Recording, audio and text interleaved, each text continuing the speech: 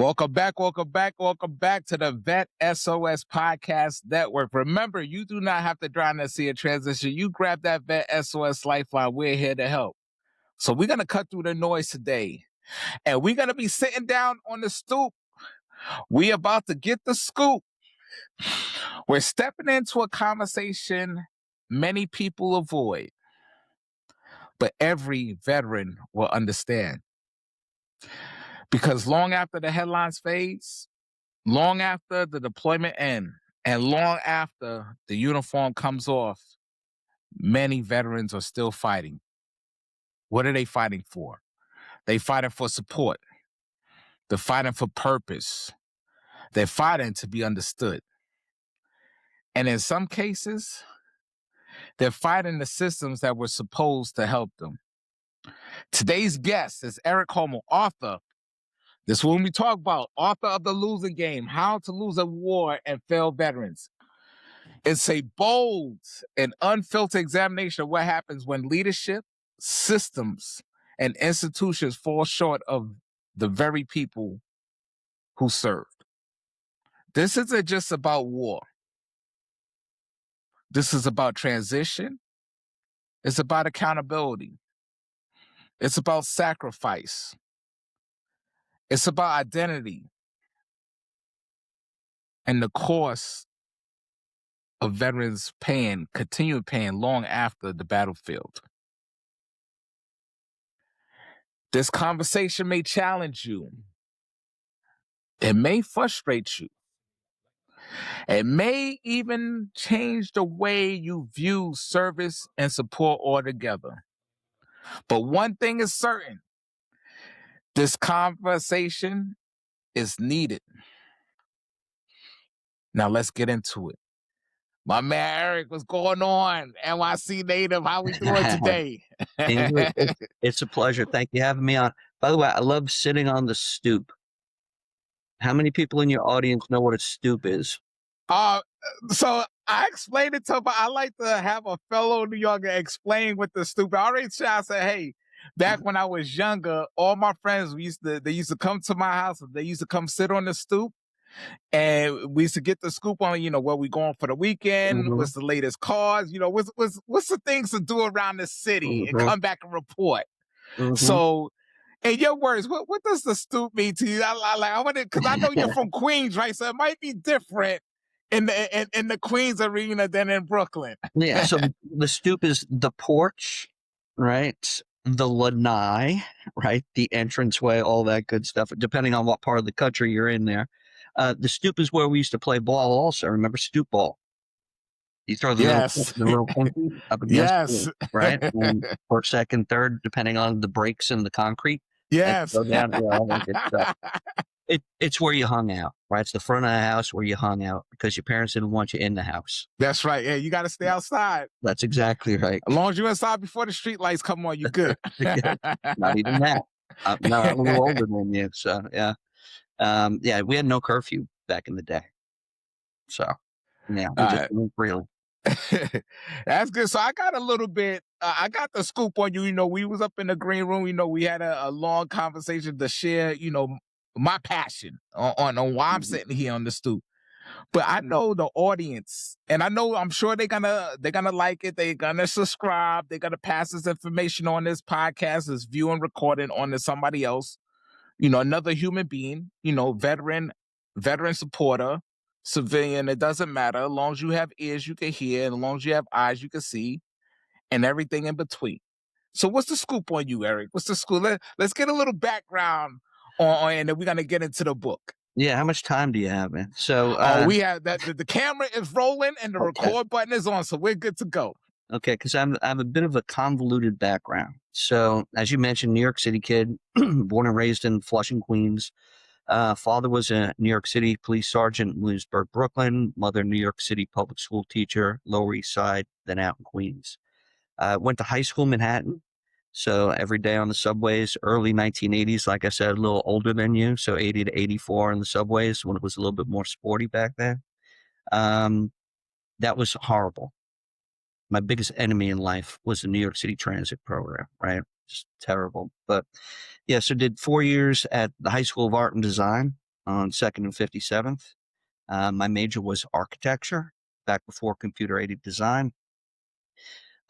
Decided coming out of that school that I didn't want to do architecture. I got burnt out between just the work and all that. Plus, I've played baseball and soccer for school, so soccer games are at Central Park. I was another subway ride up to Central Park, then back down 2 subways to get back home, and a bus. So at the end of high school, I was done. All right. So I tried college for a year, went to Queens College for a year. It turns out you actually have to go to class. Who knew? 'Cause I had no focus, right? Right.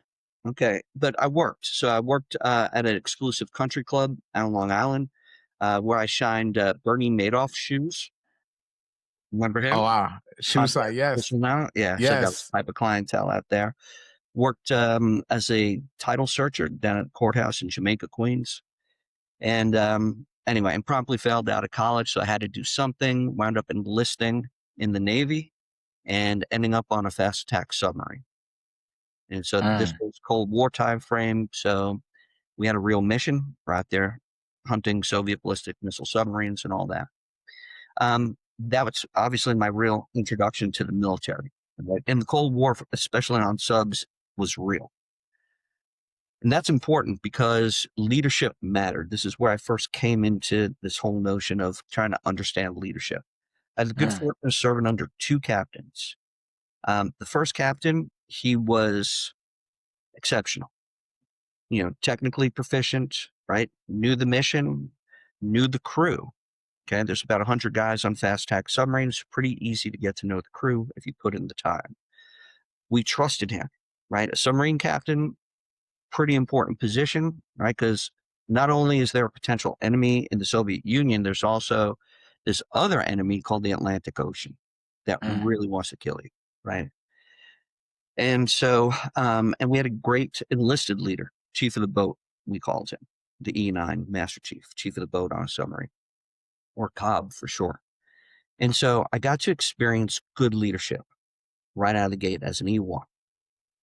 Mm. Then about halfway through my enlistment, the leadership changed. The captain left and the chief of the boat left. And we got a new captain and a new chief of the boat. Now, up until that point, we were probably the best submarine in our submarine squadron. Special projects boat, we had stuff put on us. So we'd go out and test that and, kind of secret, super secret stuff. Mm. Here comes a new captain and a new chief of the boat. And almost overnight, the whole dynamic changed on board the boat. Mm. He wasn't very good technically. He didn't know the crew. And it was clear that his entire time on the boat is going to be about him, his time out at sea, right? Because that, for a lot of naval officers, time in command at sea is really the pinnacle of their career. That's Got what you. he wants, okay? And so he has to prove his mettle as a man to the Navy. And so screw the crew, right? Going to get Mm. out to sea. We're going to do what I do. And what I saw again, things just turn overnight. I saw a great crew. And when you're talking submarines, you're not just talking random dudes, Right. right? And I Hand mean, selected for the most part, right? Yeah. yeah, yeah. Like I was the dumb one on board the boat, right? I was the schlub. We got nukes on board those submarines, right? So nuclear trained engineers enlisted. They go to 3 years of school before they ever step Wow. foot on a submarine. Okay. These are smart young men. And so to see this captain now just destroying this crew, just overworking them, beating them hard and everything else like that, and to see guys getting denuked, losing their qualifications because of mismanagement, right? Poor Yeah. leadership. And to see a senior enlisted leader whose response to every valid complaint or concern was shut up and do your job. Okay. And I'm Mm. witnessing this and I'm saying, okay, I'm learning some lessons here. Or at least I hope I'm learning some lessons.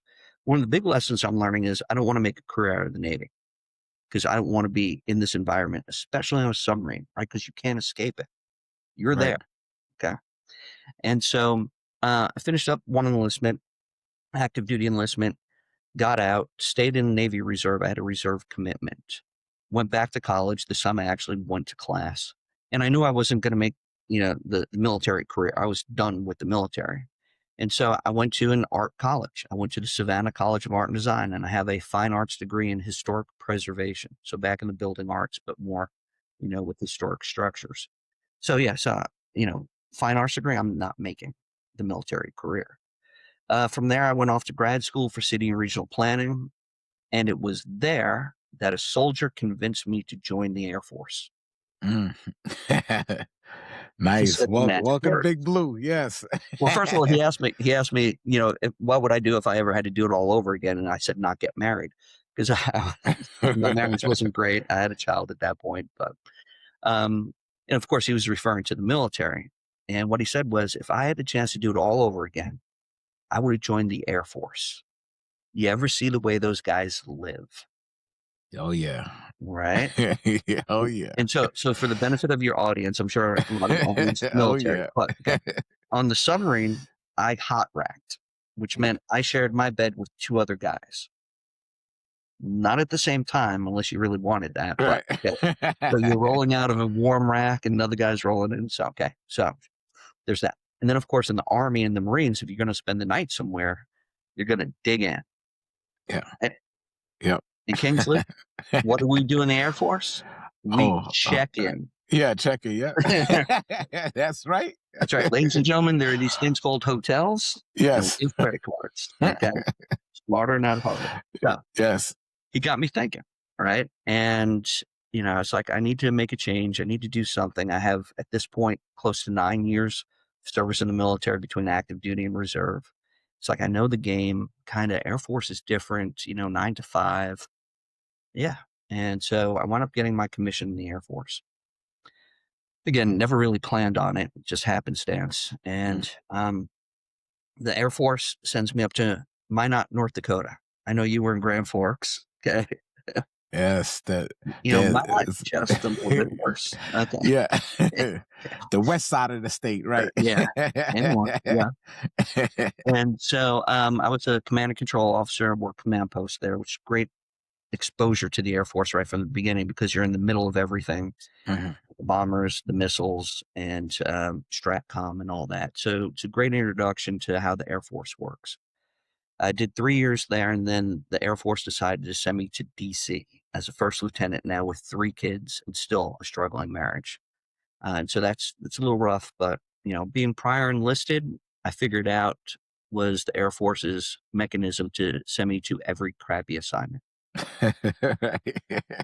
So eventually, I had to switch career fields, was a logistics planner, installation deployment officer, couldn't deploy the band anywhere. This is all pre 9/11 also. Because at Bowling Air Force Base, the operations group is the band, the honor guard, and the chaplaincy. That's the operations group. And again, most of the times, operations means aircraft. So Right. anyway, eventually became exercise evaluation team commander. So ran exercises on the base.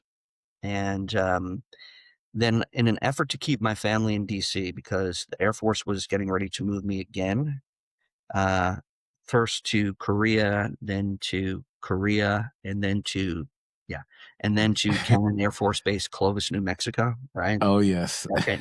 See the There's career? nothing out there, right? Yeah, exactly. So I decided to take control of my own career. I don't recommend this because your career field managers get angry at you. And I wound up becoming the officer in charge for Air Force ceremonies. So in that regard, I was responsible as like writer, producer, director for all the ceremonial elements all the ceremonial things that you see in and around DC primarily. So high level replayings at the Tomb of the Unknown Soldier, in Arlington, general officer funerals, repatriations when we bring back fallen airmen, missing in action airmen from Vietnam primarily, and astronaut funerals. A lot of ceremonies at the Pentagon. So working directly for the chief of staff and the secretary of the Air Force. In that job, love that job, but in that job, I pissed off a 3-star general who was in charge of my career field, the one that I was trying to work my way out of. I pissed him off by telling him the truth and not violating any regulations. And so he wanted to make an example out of me. And that's why my career trajectory there with Korea Canon, that was to punish me. And it was over nothing. And I tell you what really upset me in that scenario was his minions in his office in the Pentagon, who reviewed my records and didn't stand up for me. And when his executive officer told me that, again, and it was about a uniform item. Oh, by the way, an optional uniform item. That's it. Okay. But he's going to make an example of me because I hurt his feelings, this 3-star general. And when his executive officer said, yeah, we called the schoolhouse and, you're authorized to wear that badge, the badge that I told the boss that I didn't want to wear because it was optional and I don't feel I earned it. He said, yeah, we called the schoolhouse and they said, you're authorized to wear that badge. And I said, yes, ma'am, I know that. And I said, by reg, it's optional. And I told your boss, I don't wear it because I don't feel I earned it. And her response was, that's not a good excuse. Wow. So I didn't violate any regs and I told him the truth and that's not a good excuse. And I said to her, because I was really confused, I said, that's not an excuse, that's a reason. And her response was, be aware there will be repercussions because of this. Okay. She's telling me you're screwed. Okay. Okay. What are you people doing? And again, this is pre-September 11th. This is what you do in the Pentagon, right? You go after captains over no issue whatsoever. And so I made up my mind right then and there. I'm getting out of the Air Force, right? Because it's going to screw my family as well. The Cannon Air Force Base, they wanted to put me as a captain in a first lieutenant's coded position, basically a demotion, and exile me. Right? Okay. Wow. So I said, I'm getting out. By the way, I have 4 DD-214s, just so you know. So I've gotten that. I've 4 transitioned. times. Yeah. 4 times. Yeah. So anyway, so I remember coming home and just being angry and telling my wife, I'm done. Just done. I said, the Air Force doesn't deserve me. If they're going to punish me and my family for telling the truth and not violating any regs, Air Force doesn't serve. Now, I would try to finish up my 20 years because I had like a dozen years and beyond that, maybe 14 years at this time. And so I'd try to finish up in the Guard and Reserve as a traditional Guard or Reservist. So I got my paperwork together to separate that Monday, and it was on my desk, and I got busy in the morning, so I didn't make it to the personnel flight. In the afternoon, I get a phone call out of the blue, and it's executive officer for the commander who's in charge of Air Force Reserve Command. Well, this is interesting, right? Because I'd like to join the reserve. Right. And he says, Colonel Seaver, he says, General Sherrod is looking for an aide de camp, and your name came up. And I'm thinking somebody's punking me, right? Like I'm getting out, right? And so this other general in the Pentagon is looking for an aide de camp, and I'm like, okay, right.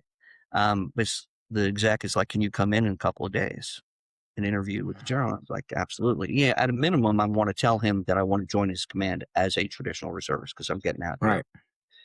And what I thought would take 15 minutes turned into an hour. I wound up getting the job. So and that's when I transitioned from Bolling Air Force Base in DC to the Pentagon. That was July 2001. So of course we know what happened 2 months later. Right. I'd be attached to the Pentagon for 10 years. Right. From there on, I was at the Pentagon. In between deployment to Iraq with the Army, even though I tried to avoid the Army, and that was doing reconstruction in Iraq. And we could talk about that if you'd like to. That was late 2004, early 2005. And then 3 years in between as a legislative liaison to Congress. And so each branch of the military has a small number of folks physically working up on Capitol Hill. And we're kind of like the connective tissue between Congress and the Pentagon to make sure nobody gets super stupid. So I did that for 3 years. And so got to, peel back the curtain there, got to peel back the curtain in the Pentagon. Also working with Congress I specifically supported the NATO Parliamentary Assembly. That's the political arm of NATO. And Afghanistan at the time is a NATO mission. So I got to see Afghanistan from a political perspective. So did a lot of traveling with Congress and 3 governors to places like Iraq and Afghanistan. So I got to sit in high-level meetings as kind of like a fly on the wall. I left that job to go to Afghanistan. I was selected as a provincial reconstruction team commander. And so this is kind of sort of another army type position. And in my particular case, I was also the ground battle space commander in a province called Panjshir in Afghanistan. So that means that I was, the decision maker on the ground. I owned the forward operating base. Actually, I had to physically sign for the forward operating base and all that. And we'll get into what a provincial reconstruction team does and all that. But bottom line, I loved it, loved the mission, and really liked the people. Really didn't like my command, and we can get into that. Came back from that, did 1 more year of legislation, 2011, retired. And then for the next decade, I stayed on as a government contractor trying to train government officials, both DOD and State Department and others, and military, to deploy to places like Iraq and Afghanistan as advisors in the field, but also primarily working in their respective ministries of defense and Ministry of Interior. Right? You see how well that turned out. Okay. Yeah. So August 2021, Afghanistan implodes. We have 120,000 refugees come to the United States. I am supervising about 400 interpreters supporting that mission. And I'm quite angry. I lost a number of friends, U.S. friends in Iraq and Afghanistan, but I also lost a lot of Afghan friends that I made promises to. Right. And so I worked with the refugees for about a year. And then after that, Kingsley, I was done. Just tired of losing and angry. And so I wrote a book because I felt obligated to, that's the one, yeah. And never planned on writing a book, all right? But I felt obligated to peel back the curtain for all the vets out there about how the Pentagon operates, how Congress operates, how being an Air Force guy in an Army battalion command position, and then training government officials. And then the failing veterans part of my book goes into then trying to help veterans with war-related post-traumatic stress recover using a therapeutic method that I called immersive prolonged exposure. And that was built from the training that we were doing, because the training that we were doing for those 10 years was basically live, immersive, interactive theater. We recreated Iraq and Afghanistan at a training facility in Indiana called Muscatatuck Urban Training Center.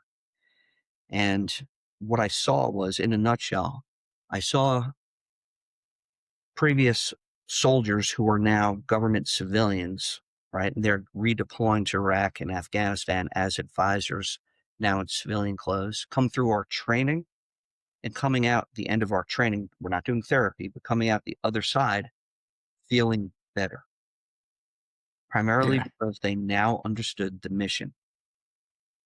And I want that to sink in as something we can discuss. Okay.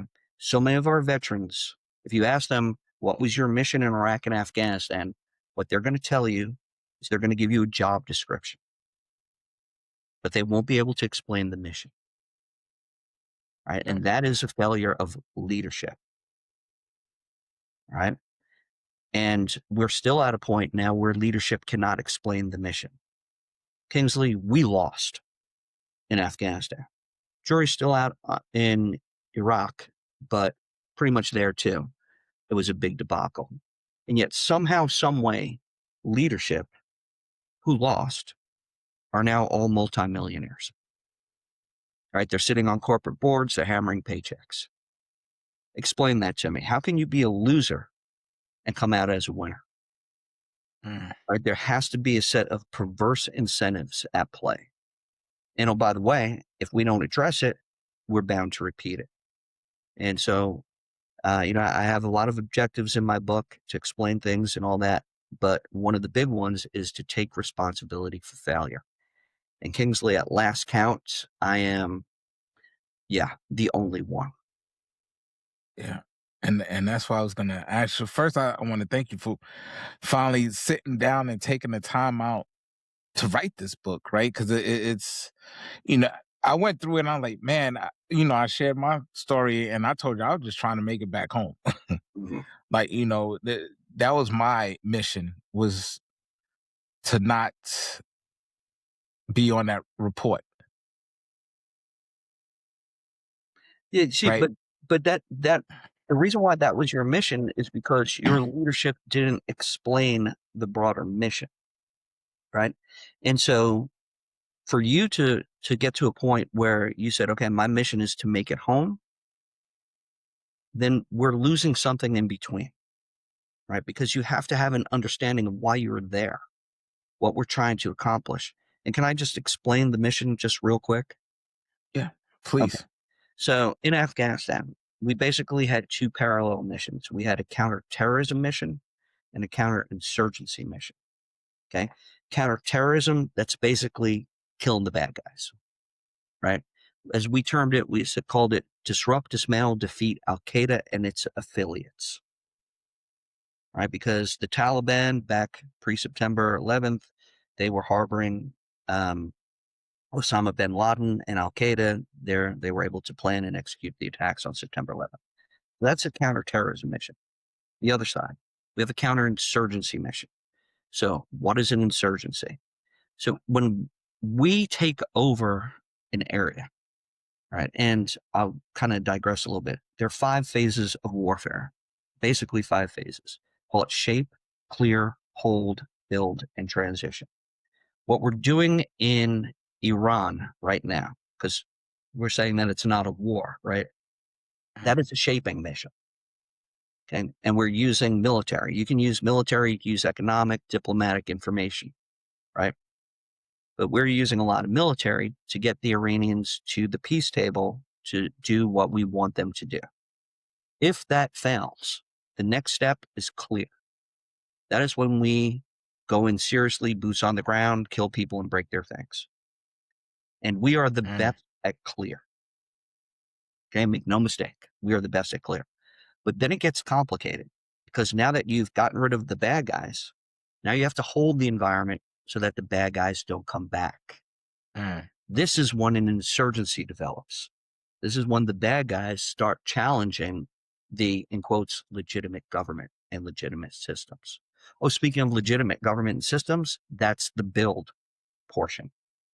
When I say build, mm, a lot of people say, oh, roads and schools and stuff. No, no, no. Any moron could do that. I could do that. Okay. It's about building institutions, making sure that the institutions can function. All right. And so we're building ministries of defense, Ministry of Interior, which is the police. We're building public health, right? Especially in places like Afghanistan and Iraq, right? And again, these are two separate mm. places, but Afghanistan, they really didn't have any of this. So they're brand new institutions, and we're trying to Americanize it at the same time. And that's really hard. It's so hard that it's going to take you about 30 years, about one generation. Oh wow. Okay. And so that's the build portion. And then transition. Transition, you're giving it back to the rightful owners as allies. Reference Mm, Germany after World War II. We stayed. I know you were stationed in Germany, yeah, right? We have a SOFA agreement in Germany, status of forces of agreement in Germany. You were part of that. yeah. We stayed. Okay. We were allies. That's how you win a war. Shape, clear, Mm, hold, build, transition. Okay. Now, when that insurgency develops, okay, because people don't like giving up power, Taliban doesn't like giving up power. So they fight against the systems that we're trying to build. Okay. And we have to counter that. We have to make sure they don't come back. Well, how do you do that? Again, this is where it's hard. You build a foundation of security to make sure you protect the people. Upon that foundation, you're looking at good governance. The government has to work for the people. And again, keep in mind, the cancer in all this is corruption. If the people recognize that the security foundation is corrupt, if they recognize that the government is corrupt, another pillar is rule of law or justice. They realize that's corrupt. And the third pillar is socioeconomic development. So society and the economy has to function. If there's corruption in any of that structure, you're helping the bad guys. You're helping the insurgents. Because what they're going to say is, see, we don't do that.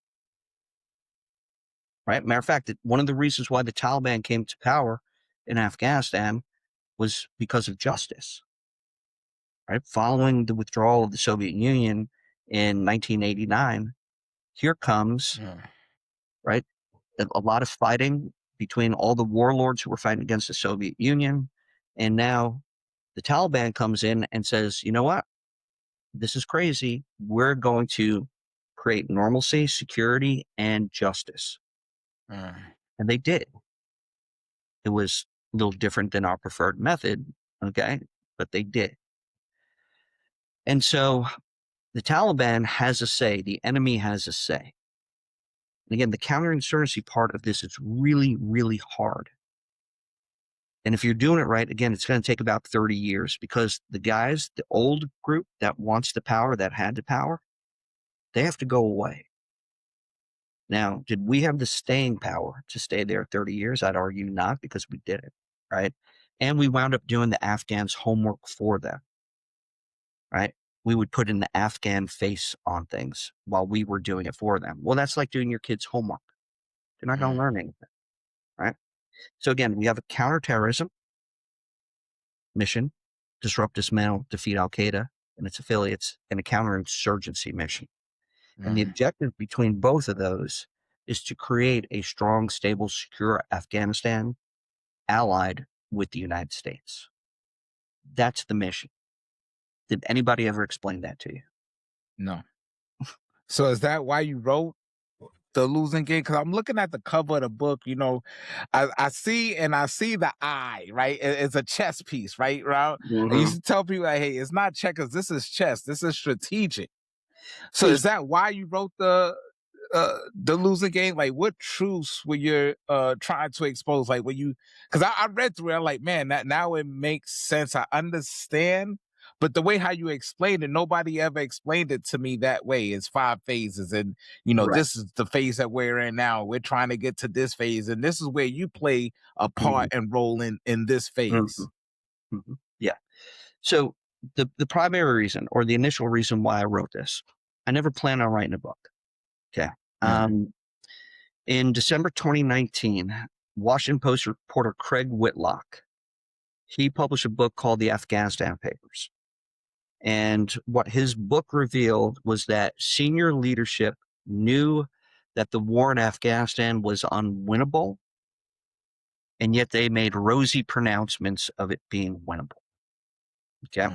The quote that I like the best is that senior leadership was at war with the truth. December 2019, that got published. Okay. I knew all that.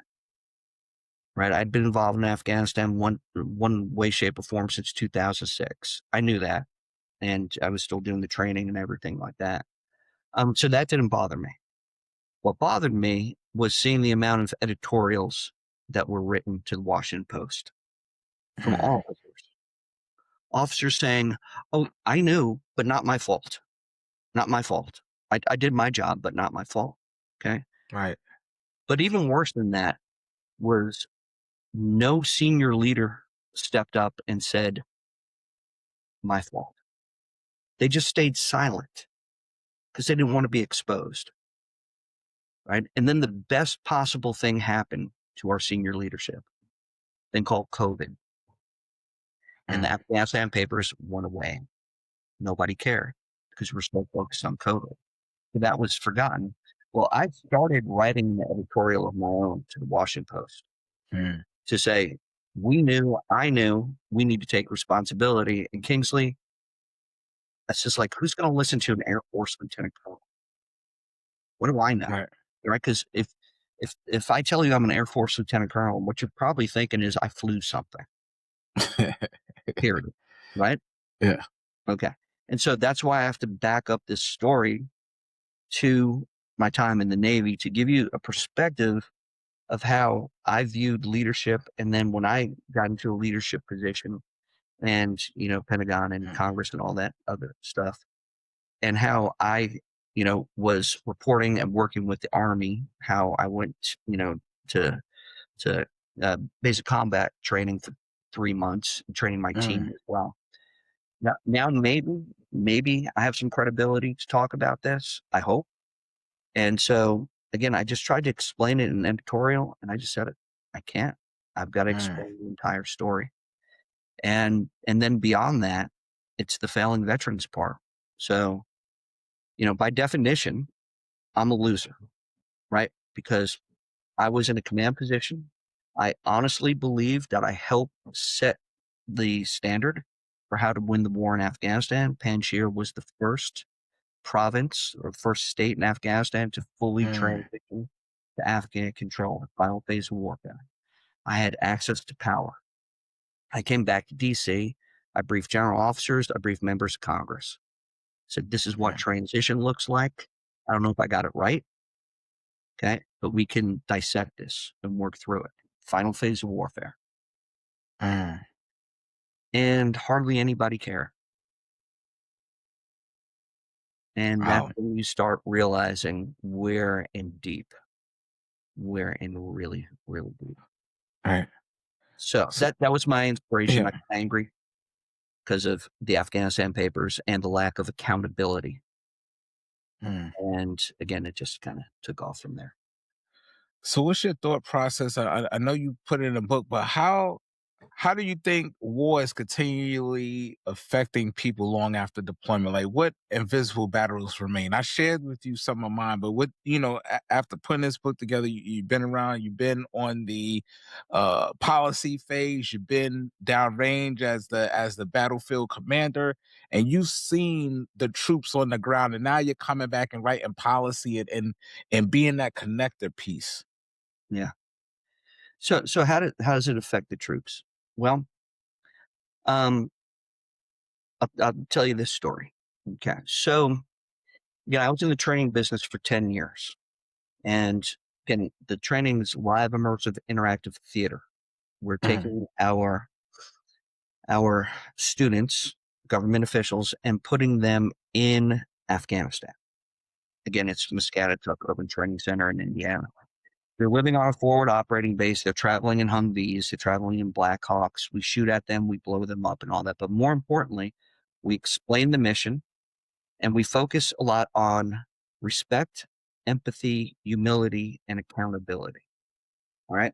Does that mm, sound weird that I'm training people to go to war and I'm saying you need to be respectful, empathetic, humble, and accountable? All right. But I'm also saying you need to demand that from your Afghan counterparts as well.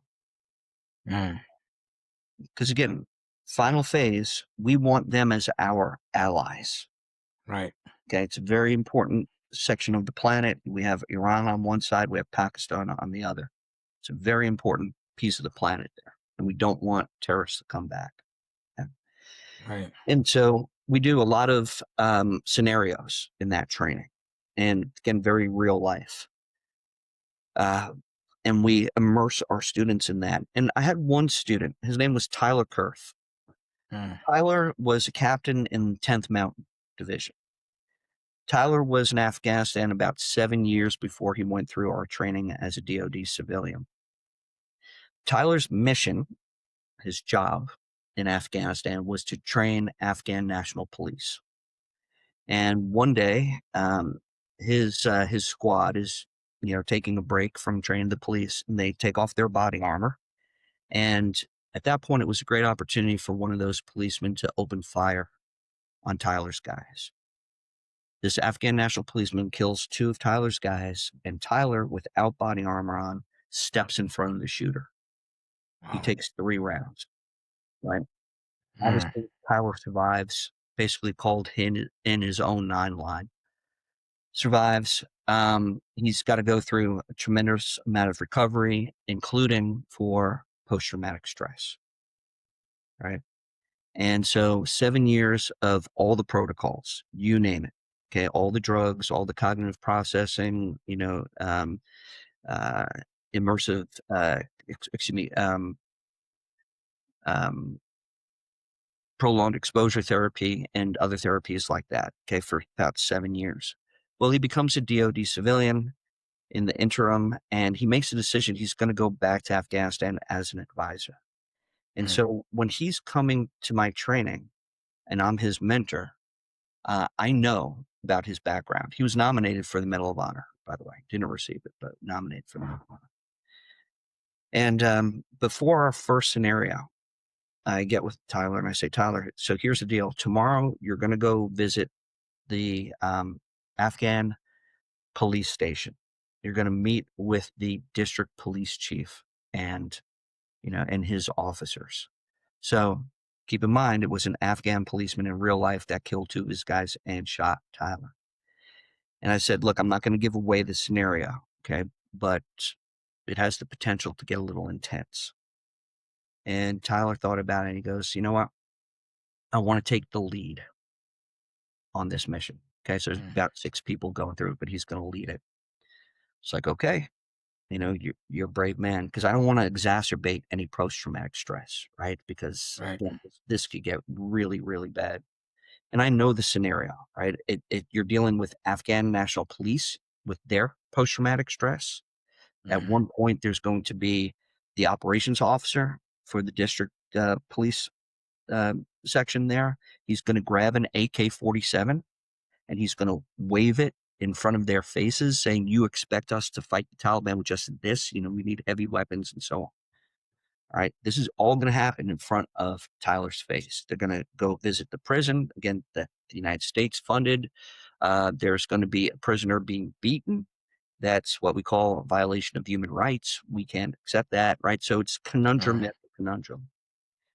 It's like, okay, I'm not telling him this, but I know what he's going to experience the next day, and we're not going to water it down for him. And so we mission plan and all that. The next day, he leads it, and Kingsley, I'll tell you what, he is the best that I see. In all my years doing this Mm. type of scenario, he's the best that I see. He's cool. So cool. When that AK is being waved in his face, he says, "Sir, I understand. I understand what you're going through. I understand what your troops are going through. Let's sit down. Let's talk about it. Let's work our way through it." Wow. Amazing, right? So at the Wow. end of the training, we do a traditional Afghan dinner, food on the ground, man dancing. Mm. You're into that. Um, so I'm watching Tyler, and all our role players there, they're in their police uniforms, they're in traditional Afghan garb and all that. And Tyler's talking to these guys and he's laughing, they're hugging it out and all that. And after the dinner, I get with Tyler. I said, "So Tyler, tell me about your experience here," right? Because he seems to be doing well. And he said, "Eric, for the past 7 years, I've had nightmares just about every night." I said, "Out here, sleeping on that farm, doing all this?" He says, "I no longer have nightmares." I'm like, okay, hold on. Yeah, you don't have nightmares? Because, all the stuff that we were doing to you, all these scenarios that you're in, you don't have Right. nightmares? And he goes, yeah, he goes, "The reason why is I now understand the mission." And that was the first time that hit me. Mm. When he said, "I now understand." This is an Army captain, smart guy, good guy. And I said, "Tyler, what do you mean you don't understand the mission?" He goes, "In Afghanistan, I knew my job, but I didn't know why. Mm. Now I know why." Wow. Wow. Okay. Wow. So I kept up with Tyler. He went on deployment, did very well, still doing well, came back, and I started looking at other former soldiers with post-traumatic stress coming through the training. Again, we're not doing therapy, we're doing training. And we're not even trying to do therapy. And I'm seeing on the back end, these guys are doing well, right? What's going on? Something is going on here. And Right. I started researching how we treat war-related post-traumatic stress, and I stumbled upon prolonged exposure. Prolonged exposure, for the benefit of your Mm. listeners, is therapy where you're in a clinical setting and the provider is trying to take you back to the traumatic events and Mm. re-expose you to those traumatic events. The intent is for you to confront those events, control, and conquer by being re-exposed to it. right? Mm. So I did some thinking about this and I said, it appears that we've kind of like created the next step in this, and I called it immersive prolonged exposure. And my argument is that what if we shift the clinical setting from a doctor's office to Iraq and Afghanistan? And that's Like, addressing the invisible wounds. That's the human impact, right? yeah, Addressing the invisible wounds. You right, put them back in that environment to address those issues that environment caused. exactly. Let's Yeah. give them a do-over. Let's put them back on mission, give them a do-over, explain the mission, Mm. give them the techniques and the procedures and all that, right? With mentorship and, again, clinical oversight, because I'm not a therapist, Right. right? And let's re-immerse them and give them a chance to confront, control, and conquer that trauma. Mm. Because now you know this, now you can logic this. See, a lot of times, and in my research on post-traumatic stress, and I did some workups myself, was really revealing for me when I did a workup. After my session, the psychologist says, Eric, I don't think you have any war-related post-traumatic stress, but if you have any, it's from your marriage. What? Hmm. I never thought of that. Interesting. I Right. was I was in a rough marriage, 25 years, stayed in it primarily for the welfare of my children. Hmm. Very, very rough marriage. And I won't get into the details in this conversation, but just let's say it was difficult. And what I realized was I had what a lot of military spouses have, and it's called compassion fatigue or secondary post traumatic stress, right? So you're Mm. dealing with a military member who has post traumatic stress. What does that do to the spouse? Well, my wife, again, just difficult. And I had to Mm. deal with all that. And I started thinking, okay, so if I have this compassion fatigue or secondary post traumatic stress, how do I deal with it? And Mm. and Kingsley, time and time again, I tried to logic my way through it. Right? Why would she do this when this? Why make this decision Mm. when that? Right? Because none of this made sense. Makes sense, right? And then I realized I just stopped myself one day and I said, stop.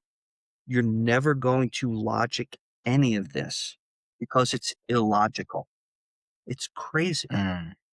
There's no way I'm going to make sense of this, why she did this at this time and all that. And so now, as a result of realizing that I had to stop, now I'm cognitively aware that when I start going down that spiral, Mm. right, that gets you anxious and everything else, Right. I consciously, cognitively stop myself and go, nope, you're not going to think about it because you're not going to solve it because I'm trying to logic the illogical. Well, that's so much about our vets who suffer from post traumatic stress. They're trying to logic the illogical because they Mm. didn't know the reasons behind why they got hurt, why their buddies got hurt or killed, right? That trauma, because they were Right. never ever told or explained to what that mission was and their The role why. in it. Okay. Wow. And that is a failure of leadership. Wow. Do you think that people can heal after deep trauma? Like what does that require? Well, again, I'll go back to Tyler Kurth. Yeah. Right? To this day, Tyler's doing a lot better. We're not talking meds. Mm. We're not talking any other additional therapy. Again, he went through training, not therapy. Right. Right. And so, can you heal? Well, if this gentleman who lost a couple of his guys that day and took 3 rounds himself, Mm. nearly died, if he can heal, I think there's a chance for everybody. Right. But the healing has to come with explanations, understandings, right? And acceptance. And it comes with integrity, right? In the leadership world, right? We talk about integrity first. You know, Mm. you know the core values of the Air Force. Yep. Integrity first, service Yep. before self, excellence in all we do. Okay. Yep. Yep. Every service has, mantras like that, similar to that. Where's the integrity? Okay, general officers, how come you aren't having this conversation? Mm. Why is it an Air Force lieutenant colonel who's having this conversation? Did you not know your job? Or are you avoiding something? Right? Or Mm. do you have another objective? If you truly care about the troops, stand up and explain to the troops the why behind all this. So yes, Mm. the troops can heal, but they also need leadership to step up and help them heal. Where are they? Yeah. And if you know where they are, please tell me. So that's like a good way, like, like for the way forward, accountability, restoration, and hope. Like, how do we get back to that? Hmm, Gotta address the core, right? How do we create better outcomes for the future, right? Like yeah, what's missing? yeah. Um, Phenomenal question. So this isn't anything new. In Vietnam, the chief of staff of the army, this is in the early 1970s, saw that the army wasn't performing well. Mm. And so he commissioned the Army War College to do a study. Why aren't we performing well? What's going on? And what that study revealed was that it was an officer corps that was too concerned with taking care of themselves. Okay. So if I'm an officer in the Army, if I go to Vietnam, I want to survive, right? I want to get my combat patch. I want to get my combat badge. I want to get Yeah. my fallen star. If I really play my cards right, I'll get a silver star. And then I can get on with my career. Well, then again, so then that's your mission. That's your mission. Mm. And what does that do to your troops? Okay, so this has already been exposed since the 1970s.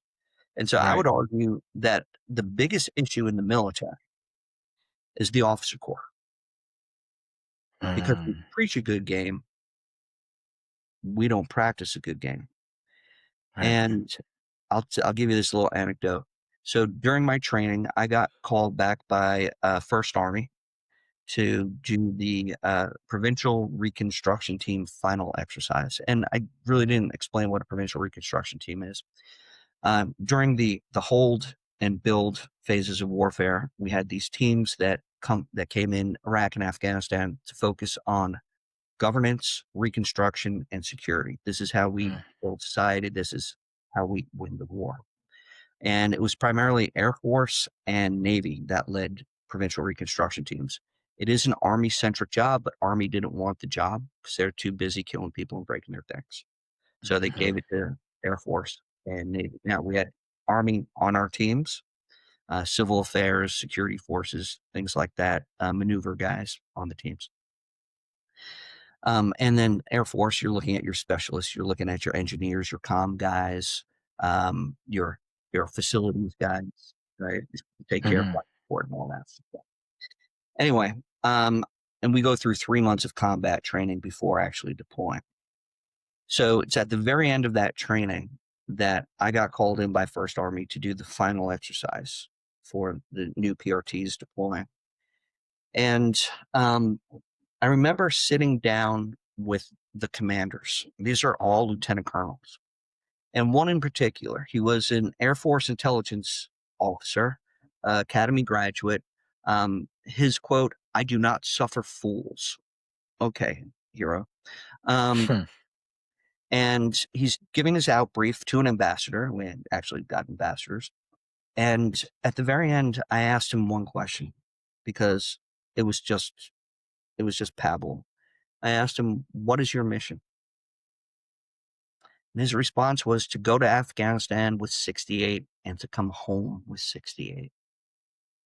Hmm. I said to him, what if you come home with 67? Have you failed in your mission? Oh, no, no, no. And he starts again explaining. And I'm saying, wait, you just said your mission was to go with 68 and come home with 68. And now you're saying it's okay to come home with 67. Right? If you're putting that out to your troops, and if something happens, God forbid, if something happens and you lose a troop, you've just lost the entire mission. I see what you're saying. You've lost everybody Yeah. on your team because you told them your job was to protect them. You might as well not deploy. Or when you go there, just stay inside the wire. Okay, that's not your mission. Your mission is to win the war. And how do you win the war? You got to take risks. You got to get out there. You got to work with the populace, right? You got to focus on security, governance, reconstruction. Okay, that's hard. Okay, but what he's really telling me is my mission. If I come home with 68, I'll get promoted to full colonel. That's a success, right? That's the problem right there. We're too worried about our careers. And I can tell you this, Kingsley, I pissed off my Army leadership because I did not follow their playbook.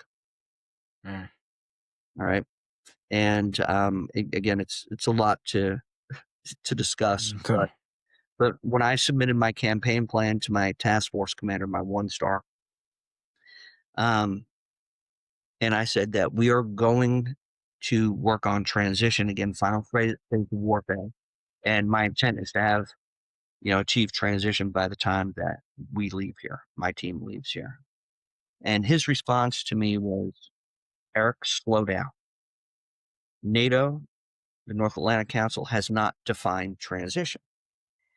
And I said, yes, sir, I understand that because for the past 3 years, I supported NATO Parliamentary Assembly. I've been in those meetings. And so I know they don't know how to define it because I was there. And so let me try to define it. I know I'm not going to succeed 100%, but we can learn from this, right? And help NATO define transition. And his response was, Eric, you don't understand. I fully expect to come back to Afghanistan as a division commander. Did this man just tell me to not win the war so he could put on his second star? Is that what he just told me? Wow. Okay. Now, I didn't ask for clarification. I didn't want clarification. Now, maybe he was also saying that, look, it's so complex. There's no way you're going to achieve transition, and I will come back with my second star. That's maybe what he was saying. I don't know. I didn't ask for clarification. But that gave me that perspective right at the beginning. That are we really in this to win it, or is it about careers? Yeah, I'll give you another anecdote here. We had the air component commander of Afghanistan come visit my provincial reconstruction team. So it's a 2-star Air Force general. And, I told all my airmen, hey, put on your Air Force uniforms, right? Okay, because we could wear Army stuff as well. And I preferred my team actually all dressing as Army, so we all blended together. So my Air Force guys didn't stand out. But the generals come and put on your Air Force stuff. I give them our mission brief, and then we leave the fob, and I'm showing them around the province.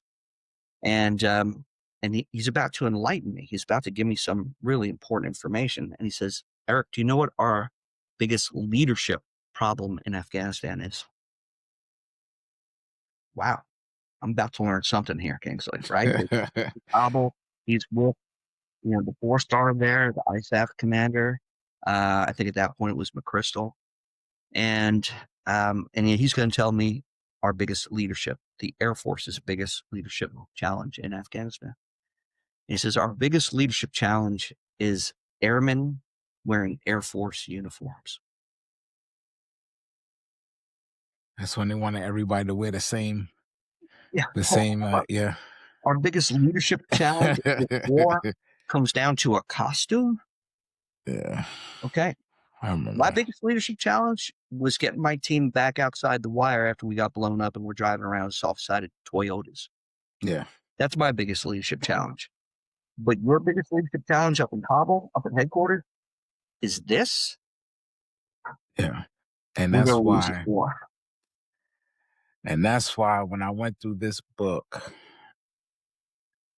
The Losing Game, How to Lose a War and Failed Veterans, this is some of the things I wrote down and I shared my story and my journey with you, my deployments and stuff. And this is what aligned me with your book.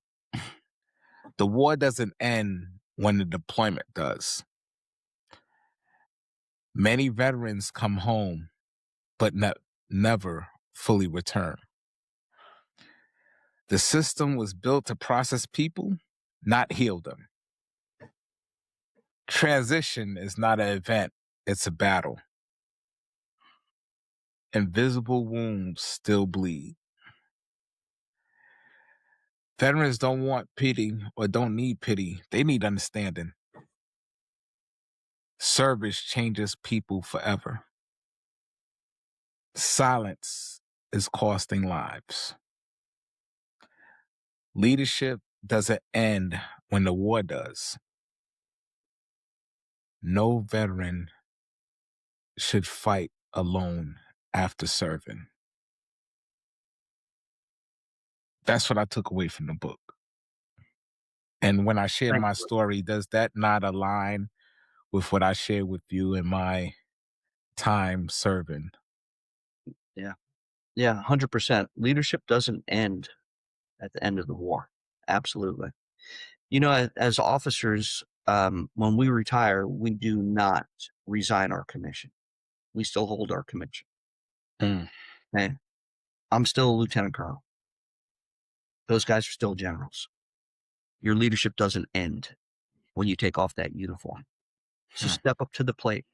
Okay, that's my challenge. That's my final challenge in the book is leaders, your turn. Where are you? And that goes to the VA also.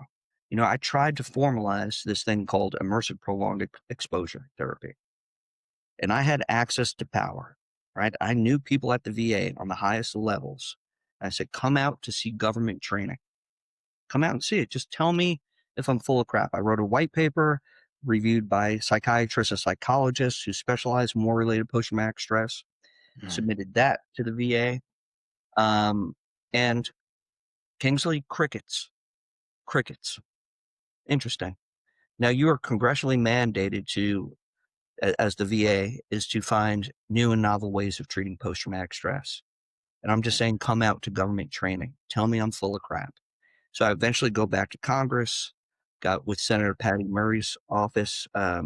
She is from Washington State, and eventually got the head of clinical research out at Washington State University to come out to Indiana with one of his colleagues. Reluctantly, he told me later. He saw a couple of our vignettes, spent a couple of days with us, and after all that, he took me aside and said, Eric, when I was told by the senator's office to come out to Indiana to look at this training, I was like, this is going to be a waste of time, right? We're not going to get anything out of this. Hmm. And I discussed that with my colleague, but hey, since the senator's office is basically asking us to go, we're going to go. And he said, after the first vignette, we looked at each other and we said, oh my God, he has something, right? And his name is Dr. Roll, great guy. Dr. Roll said, we're going to get the money to fund this, okay? Because the VA, Right. you know, they're just pushing me aside.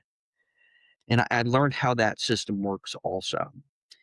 But now that grant money, to get grant money to do a program like that, there typically has to be a couple of kind of test programs where the grant agencies have to take a look at how things are being done. Now, again, I'm doing live immersive interactive theater, right? We're putting on a production. This takes money. I have to Right. hire actors, logistics. I have to feed everybody, house everybody. I have to pay for gas and everything else like that. I estimated per session $350,000. Now Wow. I break it down in my white paper though, based on how many veterans we could treat to get them past their post-traumatic stress. We're actually going to save a ton of money in the long run. Mm. Talk about lifetime care. All right. So it's a money saving endeavor, but I can't fund $350,000 twice to do 2 tests of immersive prolonged exposure. Right. Right. And so that fell flat. What I found out with the VA, the way that they do their research, they have what they call intramural partners. And those are universities, research organizations that the VA partners with specifically. And I tested those waters also. So Emory University in Atlanta is one of them, Mm. and they actually interacted with me. They read my white paper and so on. And this one researcher, she calls me and she says, "We're not interested." Never came out to Indiana. She says, "We're not interested." And I said, "Okay, that's interesting." So, because you're doing prolonged exposure therapy, traditional there at Emory, and I said, "So, riddle me this. So, how do you re-expose your patients to traumatic events? What's your methodology?" Because I'm really curious. Her response: "We take them to Target.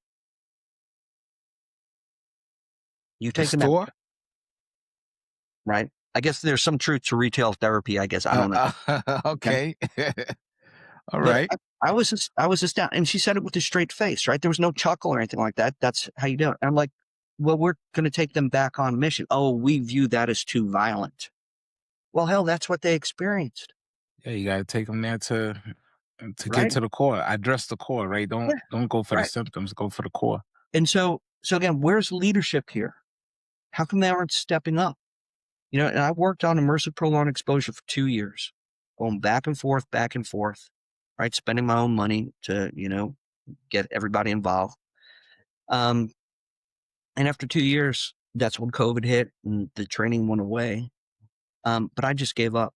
I just got so tired of kind of seeing how these systems work and more often than not work. And I gave up. And I feel terrible for giving up. You and I, we talk about our savior complexes, right? We want to save everything and everybody. And I just realized I couldn't save anybody. The lucky few who made it through the training and got some benefit out of it, God bless them. Okay. But I don't have the power to save everybody else because that thing Mm. died on the vine. And so, yeah. Um, So how can they get a copy of the book? Like where can people reach out yeah. or try to, like support the cause or donate? Like where can they get a hold of Yeah, there's the no losing? donation or anything like that nowadays, because I'm out of the game. I'm out of the game, and so you can go to Amazon. You can type in the losing game. You can type in my last name, Hommel, Hommel. Also, you can go to lion6press.com, lionsixpress.com, and you can pick up a book there. And you can also get in contact with me if anybody wants to talk to me. Just real quick. So at this point in my life, I'm out of the government game. I'm out of all this, primarily for my own sanity. There's only so much, I could Mm. do. And now have a small tour business. I give tours specifically of Arlington National Cemetery. And so I Nice. encourage any vet who is in the DC area, come take a tour of Arlington with me. All right. It's not just your basic, this is Kennedy, this is changing of the guard. I advertised 3 hours on this tour. Uh, we average over 4, especially with vets. Wow. I've given tours upwards of 6 hours with vets because I open up myself. Whatever you want to talk about, I'm wide open. I take offense to nothing because that cemetery is pretty profound, right? Outside of Iraq and Afghanistan, there's the 400,000 other stories there. And we can get into whatever you want to get into: politics, policy, military decision making, failures of Wow. leadership, whatever you want to get into. Happy to do that. So you can visit me there at vigilancetours.com, VIGILANCETOURS.com.